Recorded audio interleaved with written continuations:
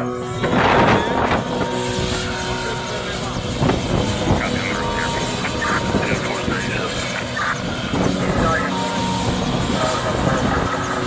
yake mzalendo ana tabia tatu. Mzalendo ya kwanza, anajituma kupenda inchi yake bila kushurutishwa na mtu yoyote wala kulazimishwa na mtu yoyote. Ya pili, mzalendo anajituma kupenda inchi yake, kutetea, kujenga, kupendezesha inchi yake bila kudai. Naam, amjambo tena ndugu msikilizaji na mtazamaji wa channel ya Mteba TV. Karibu tena kwenye habari zetu katika siku ya leo, ikiwa ni tarehe 8 mwezi wa 3 mwaka 2025. Karibu sana kwenye habari kuu ambazo tumekuandalia katika siku ya leo, ikiwa ni Jumamosi siku ya leo. Karibu sana. Leo tuna habari zetu ambazo tumekuandalia nyingi pale Jamhuri ya Kidemokrasia ya Kongo, pale ambapo bado machafuko na vita na mambo mengi sana yakiwa yanaendelea pale Jamhuri ya Kidemokrasia ya Kongo. Tunaendelea na habari ambazo tayari wanajeshi au pamoja na wazalendo wameweza kuongezeka kuwa wengi sana kwenye mji wa Uvira pamoja na kwenye maeneo zote za vita, ikiwemo front maeneo mbalimbali, Walungu na nafasi zingine hizo, ambapo wanajeshi ni wengi sana ambao wameweza kutumwa na wameweza kuingia maeneo ambapo mai wapo. Sasa habari ambazo zinazoendelea katika siku ya leo ni kwamba Jean-Pierre Mbemba ameweza kutoa vifaa vingi sana ambavyo ameweza kutoka Kinshasa na vimeweza kushuka maeneo mbalimbali, ikiweko Uvira, ikiwemo pia Fizi na maeneo mbalimbali. Vifaa vimekuja kwa njia ya helikopta ambayo imeweza kushusha vile vifaa, na wote wameweza kuvigawia wazalendo pamoja na FRDC, huku Jean-Pierre Mbemba mwenyewe akisimamia tukio hilo na akiwa kabisa ndiye msimamizi sasa hivi wa masuala ya vita. Lakini kipi kinachoendelea kwenye uwanja wa vita? Uwanja wa vita kuanzia Walungu na vijiji vyote ambavyo vinazunguka Bukavu, M23 wanaonekana kuanza kuachia makao yao maeneo mbalimbali na kuanza kurudi kwenda kabisa kukaa kwenye mji wa Bukavu, huku hawana nguvu na wasiwasi ikizidi kuonekana kwenye upande wa M23. Kwa nini nguvu zinakosekana kwa upande wa M23? Kwa nini ni siku za kutosha washambulii? Kwa nini ni siku za kutosha hawaendi Kinshasa walivyokuwa wanasema kwamba kwa sasa sisi tunaelekea mji mkuu Kinshasa na kwenda kuchukua utawala? Nanga kwa sasa hasikiki kama iko wapi, na habari imekuja kuwa ngumu kwa upande wake kwa sababu amebanwa, ameshindwa kutoka maeneo alipo, na huku Rwanda ikiwekewa vikwazo na Marekani pamoja na vijiji na nchi mbalimbali kama vile Canada, Ufaransa, Uingereza na nchi zote za Ulaya kwamba hawataki biashara na Rwanda tena, kwa sababu imekuja kuonekana Rwanda ni kama M23. Ndivyo na nukuu yale ambayo yameweza kutoka na yameweza kutangazwa kupitia vyombo vingi vya habari duniani kote. Tunapoendelea na habari zetu, channel ya Mteba TV, subscribe, like, comment. Lakini pia siku ya leo ni siku ya wakina mama duniani, ikiwa ni tarehe 8 mwezi wa 3, ni siku ya wakina mama duniani. Tuwatakie siku hii nzuri, lakini pia wakina mama ambao wote wapo mwezi mtukufu wa Ramadhani, pia tuwatakie mwezi karimu, muweze kumaliza salama. Na kwa wengine wote duniani, wa mama ndio waliotulea na kutuzaa na kutuchunga kwa mambo mengi sana. Ongeleni sana wakina mama, tuko pamoja, tunawafuata kabisa maeneo pote duniani. Tunapoendelea na habari zetu katika siku ya leo kwa channel ya Mteba TV, tuna wadau wetu ambao wameweza kutoa maoni yao mengi sana kwa channel ya Mteba TV, wakiwa wanaonesha kwa nini nchi ya Jamhuri ya Kidemokrasia ya Kongo ikikamatwa tu basi hali itakuwa imeharibika, kuanzia Wakongomani, ikaonekana Watusi wote duniani ikiwemo Ethiopia, hata wale wa Kenya, maeneo mbalimbali, watakwenda kuishi Jamhuri ya Kidemokrasia ya Kongo kama nyumbani. Kwa wengi wanasubiria tu Kongo ianguke mikononi mwa Watusi ili wote waende kukaa. Lakini kitu kingine ambacho kinachoendelea kwenye Jamhuri ya Kidemokrasia ya Kongo ni kwamba Wakongomani wao wanasimamia kabisa nguvu, wanaweka nguvu kwenye habari zao, kwenye kupigania nchi yao, ikiwemo ni wazalendo ni wengi wa kutoka mikoa mingi sana Jamhuri ya Kidemokrasia ya Kongo wakielekea kwenye uwanja wa vita, huku wakiweka makambi zao maeneo kama vile Baraka, maeneo kama vile Uvira na Walungu na maeneo mengineyo kote. Lakini habari zimeharibika kwenye uwanja wa vita. Ni siku za kutosha tujasikia M23 wakipambana au wakivamia vituo mbalimbali. Lakini pia ni siku pia za kutosha hatujasikia wazalendo wakiwa kupambana. Wote wameweza kusitisha hayo mapambano huku wakiangalilia. Sasa M23 hawana nguvu. Kwa nini? Baada ya Felix Antoine Tshisekedi Tshilombo kuweza tuseme kuweka nchi nzima mikononi mwa Marekani, akamwambia Marekani, sisi tunahitaji chukua dhahabu zetu kwa njia salama. Hilo dhahabu ambazo zinasababisha wakongomani wanakufa, Rwanda ikiingia na kuua watu na kuchukua dhahabu na hakuna faida, tunauisha watu, bora mimi ni saini. Kwa Felix Antoine Tshisekedi Tshilombo ameweza kusaini kabisa mikataba na Marekani kwa dhahabu zote zinazopatikana Jamhuri ya Kidemokrasia ya Kongo. Zinachimbwa alafu zinaenda serikali, zinapimwa, inaingia kwenye Wizara ya Madini, alafu Marekani inabeba kwa njia rasmi. Yani Marekani ndio inakuwa mnunuzi wa dhahabu zote Jamhuri ya Kidemokrasia ya Kongo. Unajua Marekani, ukitaja Marekani unataja Canada, ukitaja Marekani unataja Ufaransa, Uingereza, nchi zote za Ulaya. Huku vilio vikubwa vikionekana Kinshasa, vikionekana Rwanda ya kwamba tayari Felix Antoine Tshisekedi Tshilombo ameuzisha nchi. Sasa watu wengi wanauliza kwenye comment na wanasema, kwa nini Wanyarwanda wanalia sana kwa vile Tshisekedi ameweza kuweka nchi mikononi mwa Marekani? Kwa nini wanateseka?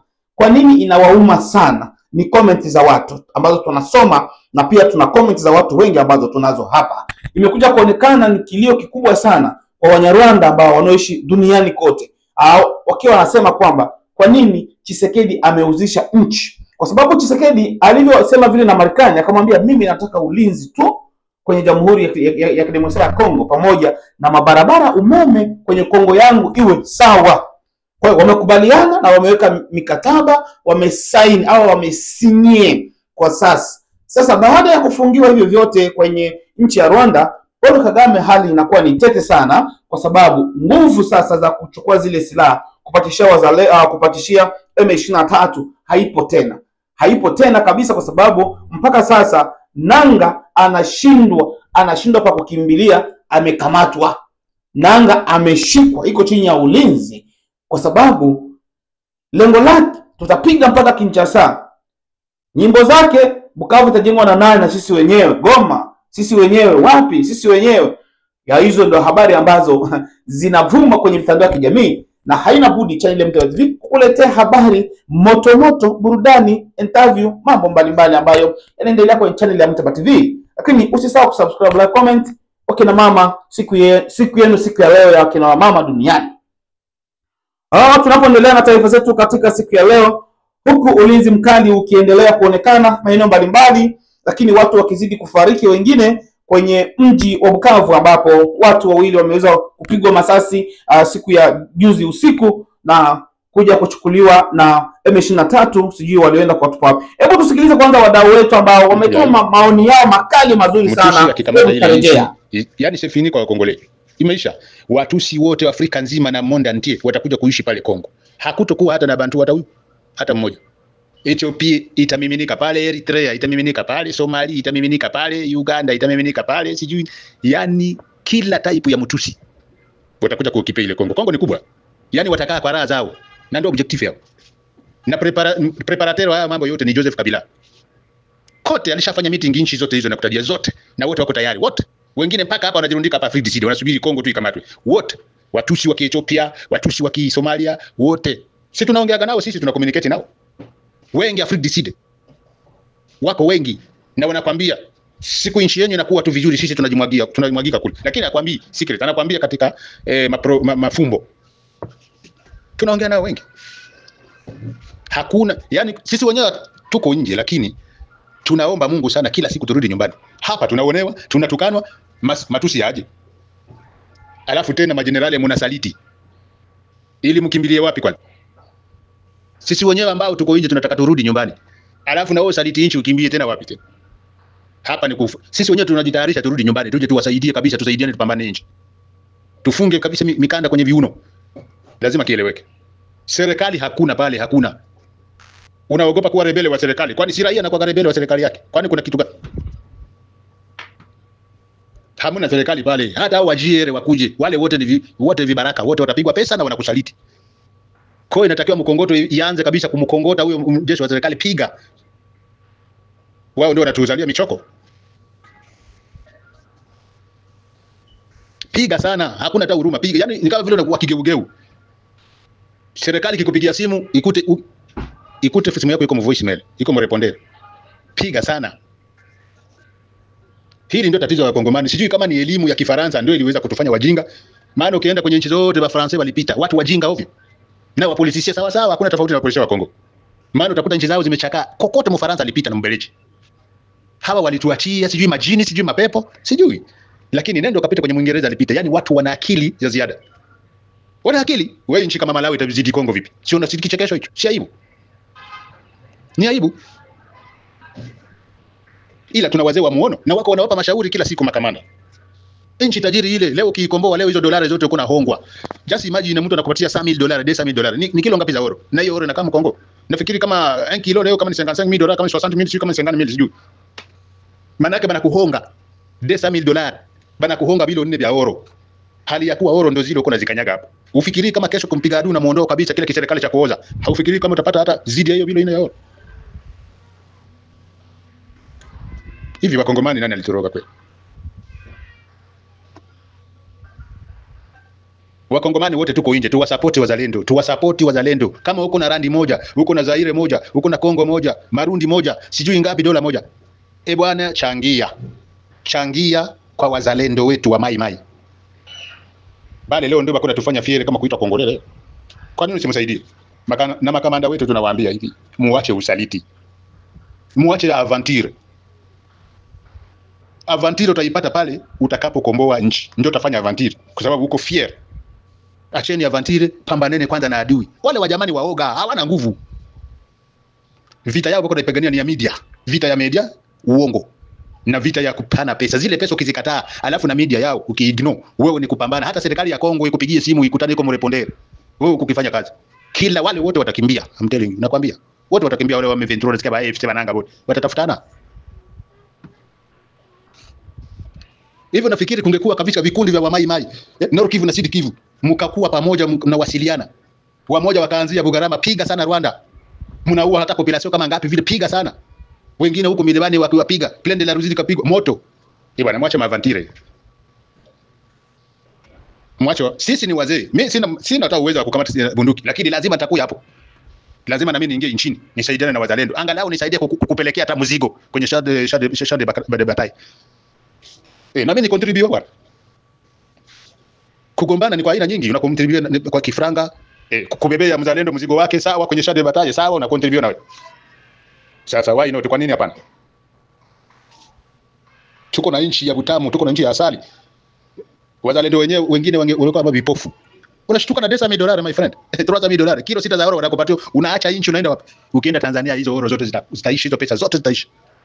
Unaweza kanunua nyumba pays étranger. Kesho unasikia hiyo nchi inageuza sheria. Étranger yote iko na nyumba hapa inapokonywa. Utarudi wapi? Tukue na hili. Nafikiri umeweza kusikiliza maoni ya watu wengi ambao wengine sio Wakongomani na wengine ni wa mataifa, wakiwa watu wengi sana wakiwa wanaumia. Watu wengi duniani wanaumia kama Wakongomani wanavyofariki, wa Afrika wanauana kwa ajili ya mali ya dunia.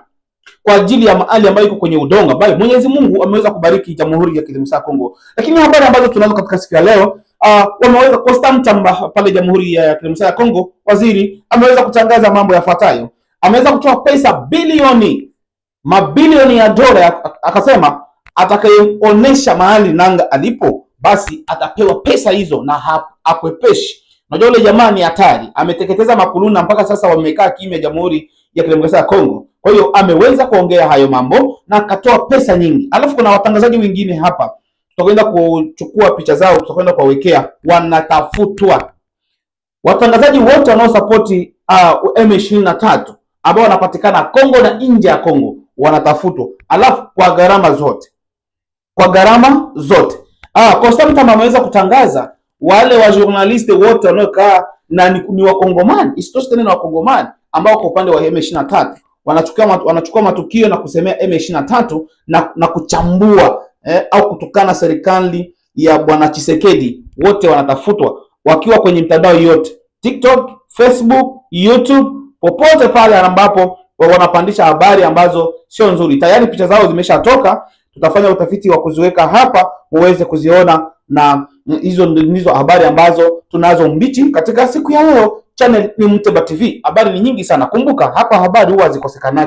Habari ni nyingi kila saa, kila dakika. Lakini swali linakuja, M23 wanaanza kuachia maeneo yao.